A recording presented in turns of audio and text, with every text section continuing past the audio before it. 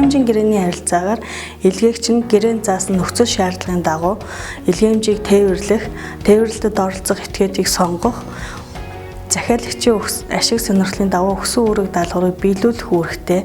Харин захиалагч нь гэрээн заасан хөлсийг төлөх мөн илгээмж хүлээн авагчийн талаар үнэн зөв мэдүүлэх үүрэгтэй. Энэ гэрээний зүйл нь зөвхөн илгээмж, ачаа илгээмж ба хөдлөх хөрөнгө байна. Илгээмжийн гэрээний талууд нь илгээгч, захиалагч, илгээмж хүлээн авагч, гур зүтгэд буюу тээвэрлэгч нар байна. Илгээж буй эд зүйлийг даатгуулна.